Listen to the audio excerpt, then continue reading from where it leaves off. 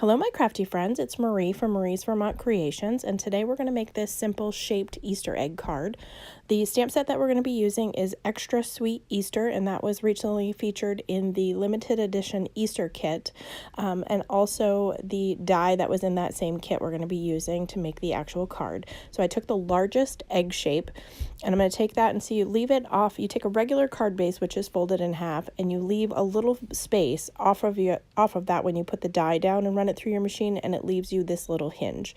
So then I took that same size egg and I cut out the glimmer paper that came in the kit, the purple, very pretty glimmer paper. So we're going to adhere that with some liquid glue, trying to avoid the top section of that egg because that's not actually adhered to any paper.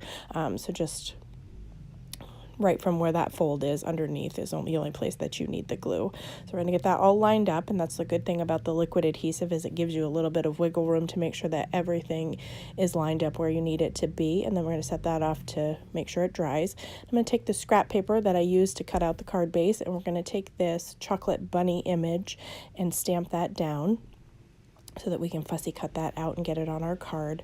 So I'm going to use an acrylic block instead of my stamp positioner because I thought it was a pretty simple image to get that down on this scrap piece of paper. And we're going to be using Simon Says Stamp Intense Black ink to do the stamping today. I didn't need to because it's colored pencils that I'm going to be using, but if you were Copic coloring, you'd want to use an ink like this because it's safe for that. That's one of those things I have not yet tried, but it's on my list to see if it's something that I would enjoy doing. So we're going to get that stamped down.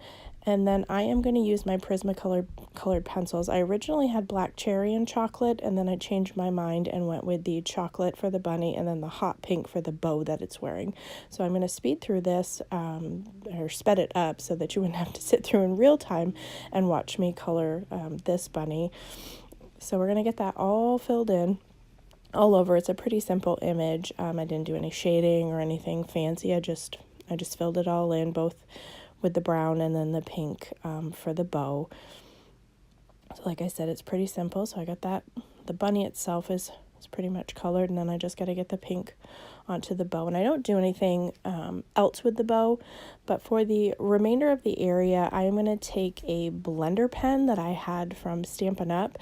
To smooth out all of the brown. That's what I'm doing right now. It's amazing the difference that this makes.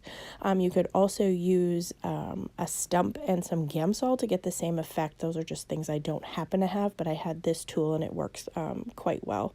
So then I'm going to fussy cut this image out, and I saved you from watching that painful process because even though it's a simple image, it took me a while.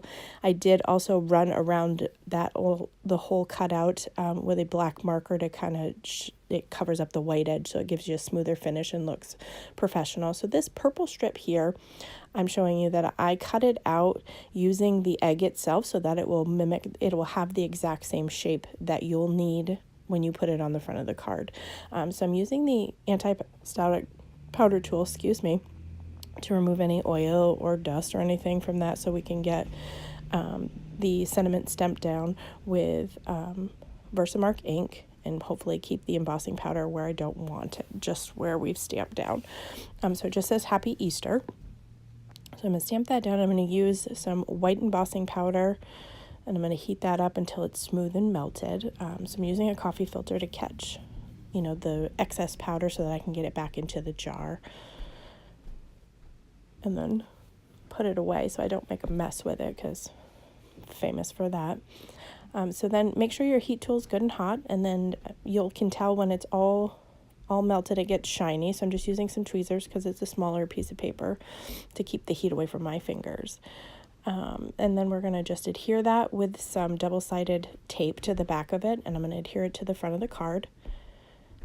And then I took some 3M foam tape to the back of the bunny in some various size pieces that I cut down so that it could be dimensional, and it also helps to stick to the glimmer paper. So I'm going to put that down, and that is going to finish the card. It's quick and easy. I'm going to, do 2 more for my niece and nephew so that they can have those for Easter since it's coming up right around the corner. So I hope you liked today's project. If you have any recommendations of videos you'd like to see, feel free to drop me a comment. Otherwise, I hope you have a great day.